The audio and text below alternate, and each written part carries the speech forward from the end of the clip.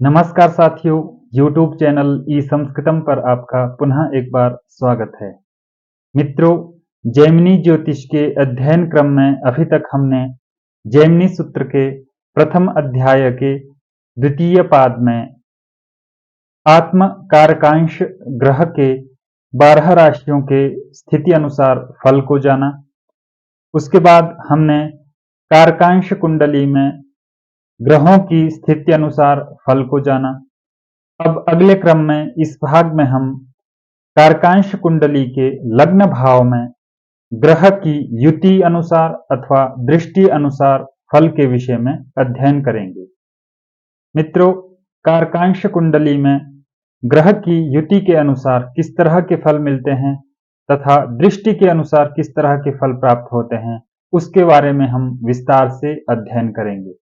तो आइए चलते हैं महर्षि जैमिनी के सूत्र कारकांश कुंडली में ग्रहों की दृष्टि और युति के अनुसार किस तरह का फल दर्शाते हैं। महर्षि जैमिनी का सूत्र जो है वह बताता है, प्रथम अध्याय के दूसरे पाद का जो 13वां सूत्र है वह है रवि राहुभ्याम सर्प निधनम, अर्थात यह मान के चलो कारकांश कुंडली है।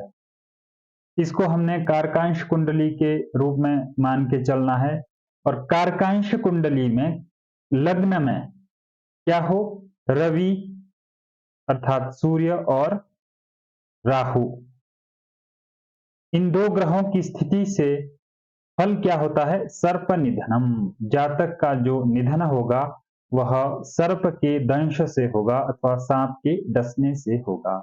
मित्रों, अगला जो हमारा सूत्र है वह है शुभदृष्टे तन्निवृत्ति ही, अर्थात जिस तरह से पहला सूत्र कह रहा है कारकांश में अगर सूर्य और राहु हो तो सर्प से निधन होता है, सर्प के काटने से निधन होता है।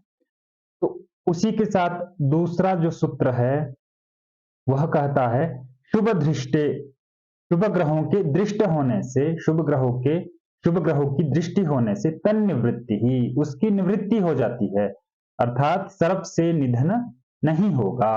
अब किस तरह से होगा, जिस तरह से इस हम कारकांश कुंडली में देख सकते हैं, मीन लग्न में सूर्य और राहु कारकांश में बैठे हैं, लग्न में बैठे हैं, तो यहां पर दृष्टि कैसे होगी, राशियों की दृष्टि के अनुसार ग्रहों की दृष्टि होगी। जिस तरह से हमने सूत्र देखा था तन्निष्ठा च तद्वत, अर्थात मान लीजिए धनु राशि में शुभ ग्रह गुरु स्थित है, द्विस्वभाव राशि है, अर्थात धनु राशि जो है वह अपने को छोड़कर अन्य द्विस्वभाव राशियों को देखेगी, मीन, मिथुन और कन्या को। तो यहां पर गुरु ग्रह भी राशि के अनुसार दृष्टि डालेगा, सूर्य और राहु को देख रहा है। अथवा मिथुन राशि में शुक्र शुभ ग्रह हो अथवा कन्या राशि में बुध शुभ ग्रह हो, तो इन ग्रहों की दृष्टि से उस सर्प निधन कारक योग की निवृत्ति हो जाएगी, अर्थात वह योग नहीं घटेगा। तो इस तरह से हमने यहां पर समझना है। इसी तरह से अगला सूत्र है शुभ मात्र संबंधात जांगुलिक, अर्थात यहां पर अगर सूर्य और राहु के साथ शुभ ग्रह स्थित हो, यहां पर सूर्य और राहु के साथ अगर शुभ ग्रह बृहस्पति स्थित हो अथवा शुक्र स्थित हो, तो उससे क्या होगा, शुभ मात्र संबंधात, शुभ ग्रह के संबंध से जो है वह जांगुलिक होगा, जातक जो है वह जांगुलिक होगा। जांगुलिक से यहां पर तात्पर्य है विश्व विद्या को जानने वाला होगा, अर्थात विश्व वैद्य होगा। तो इस तरह से हमने इन 3 सूत्रों का अर्थ समझना है। मित्रों, अगला जो सूत्र है वह कहता है कुज मात्र दृष्टि गृहदाह को अग्नि दोवा। इस सूत्र का अर्थ है कुज मात्र दृष्टि, कुज से मंगल ग्रह, मंगल ग्रह के दृष्ट होने से, मान लीजिए यहां पर कन्या राशि में मंगल स्थित है, तो राशि दृष्टि के अनुसार मंगल भी दृष्टि डालेगा, सूर्य और राहु को देखेगा। तो मंगल के दृष्ट होने से, मंगल की दृष्टि होने से गृहदाहक, जातक जो होगा वह गृहदाहक होगा, अर्थात घर को जलाने वाला होगा, अथवा अग्निदह, अग्नि देने वाला होगा, घर को जलाने के लिए अथवा किसी वस्तु को जलाने के लिए अग्नि देने वाला होगा। तो यहां पर हम समझ सकते हैं मंगल जो है अग्नि तत्व ग्रह है, तो मंगल ग्रह की दृष्टि से उसी तरह की प्रवृत्ति जातक की होगी। तो इस तरह से हमने स्वविवेक के अनुसार सूत्रों के अर्थों को स्पष्ट करना है। अगला सूत्र है शुक्र दृष्टेन दाहः। मान लीजिए सूर्य और राहु को शुक्र देख रहा है, यहां से देखे अथवा यहां से देखे अथवा यहां से देखे। यहां पर शुक्र की दृष्टि होने से न दाह, अर्थात जातक जो है वह दाह करने वाला नहीं होगा। यहां पर भी हम देख सकते हैं ग्रह के स्वरूप के अनुसार शुक्र जो है वह जल कारक ग्रह है। तो वहां पर दाह का जो योग बन रहा है वहां पर कहीं ना कहीं दाह कारक योग का बाधक यह सूत्र बन रहा है, यह योग बन रहा है। शुक्र की दृष्टि वहां पर दाह कारक योग में बाधक बन रही है, इसलिए दाह नहीं होगा। अगला जो सूत्र है गुरु दृष्टि त्वा समीप गृहात, अर्थात यहां पर सूर्य और राहु कारकांश लगन में गुरु से दृष्ट हो, जातक जो है वह समीप के घर को जलाने वाला होगा, अर्थात पड़ोसी के घर को जलाने वाला होगा। यहाँ पर सूर्य और राहु को कारकांश कुंडली में लग्न में बैठे सूर्य और राहु को अगर बृहस्पति देखे तो इस तरह का यहाँ पर योग घटेगा। इसी तरह से अगला जो हमारा सूत्र है सगुलिके विषदो विषहतो वा, यहाँ पर कारकांश में गुलिक अगर लग्न में स्थित हो, कारकांश में गुलिक अगर लग्न में स्थित हो, गुलिक के विषय में हम विस्तार से किसी अन्य वीडियो में चर्चा करेंगे किस तरह से गुलिक बनता है। अभी यहाँ पर गुलिक अगर लग्न में कारकांश कुंडली में स्थित हो तो क्या होगा, जातक जो होगा विषदः विषहतो वा, विष को देने वाला होगा अथवा स्वयं को विष से मारने वाला होगा, विष से आत्महत्या करने वाला होगा। इस तरह का जातक जो है वह अगर कारकांश के लग्न में गुलिक हो तब इस तरह का जातक का फल प्राप्त होता है।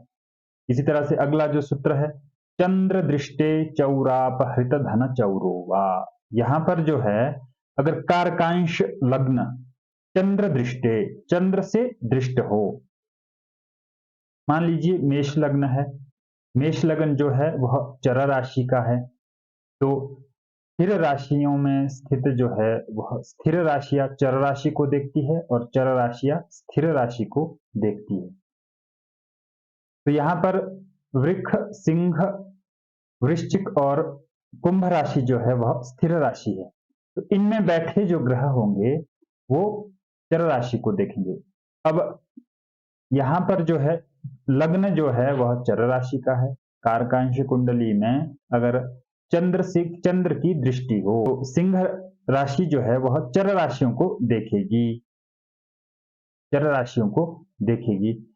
तो यहां पर मेष राशि को देख रही है जो कि कारकांश के लग्न में है, तो चंद्र दृष्टे चौरापहृत धनश्चौरो वा, चंद्र की दृष्टि से क्या होगा, चौरापहृत धनः, अर्थात चोरों से हरण किया गया धन वाला होगा, अर्थात ऐसा जातक जो है, ऐसे जातक का धन जो है वह चोरों द्वारा छीन लिया जाएगा और या वह जातक जो है स्वयं ही चोर होगा। तो इस तरह से हमने इस सूत्र का फल समझना है। अगला है बुध मात्र दृष्टे बृहद बीज, अर्थात बुध की अगर दृष्टि हो तो जातक जो है वह बृहद बीज होगा, जातक का जो अंडकोश है वह बृहद होगा। मान लीजिए यहाँ पर बुध है, यहाँ पर बुध है, तो यहाँ से बुध की दृष्टि जो है वह मेष राशि को जाएगी। इस तरह से हमने यहाँ पर बुध ग्रह से फल को समझना है। तत्र केतौ पाप दृष्टे कर्ण छेद कर्ण रोगो वा, अर्थात यहाँ पर अगर केतु ग्रह स्थित है, कारकांश में केतु ग्रह स्थित है तो क्या होगा, और वह केतु ग्रह जो है वह पाप ग्रहों के द्वारा देखा गया हो, मान लीजिए शनि द्वारा देखा जा रहा है अथवा राहु द्वारा देखा जा रहा है, तो वह ग्रह केतु ग्रह अगर पाप ग्रहों द्वारा देखा जाए तो क्या होगा, जातक का कर्ण छेद होगा, जातक का कर्ण छेद होगा, कान जो है वह छिद जाएगा अथवा कर्ण रोग होगा। जातक को कर्ण रोग होगा। इस तरह से हमने इस सूत्र का अर्थ स्पष्ट करना है। इसी तरह से बुध शुक्र दृष्टि दीक्षित, अर्थात वहां पर अगर केतु ग्रह स्थित है और बुध कारकांश लग्न में केतु ग्रह स्थित है और बुध शुक्र दृष्टि, बुध अथवा शुक्र द्वारा देखा जाता हो, बुध अथवा शुक्र द्वारा देखा जाए तो क्या होगा? दीक्षित। तो क्या होगा? दीक्षित, अर्थात यज्ञ इत्यादि मंत्रों से दीक्षा दिया हुआ होगा। इसी तरह से अगला जो है वह बुद्ध शनि दृष्टि निवीर्य, अर्थात वीर्य से रहित होगा, बल से रहित होगा अगर बुद्ध और शनि के द्वारा दृष्ट हो। इसी तरह से बुद्ध शुक्र दृष्टि पौनः पुनिको दासी पुत्रो वा, लग्न में स्थित केतु अगर बुद्ध अथवा शुक्र से दृष्ट हो, बुद्ध अथवा शुक्र से दृष्ट हो तो जातक या तो पुनर्भव पुत्र होगा अथवा दासी का पुत्र होगा। तो इस तरह से हमने इस सूत्र का अर्थ ग्रहण करना है। अगला जो सूत्र है वह है शनि दृष्टे तपस्वी प्रेष्यो वा, कारकांश में स्थित केतु, कारकांश में स्थित केतु शनि के द्वारा अगर दृष्ट हो तो क्या होगा?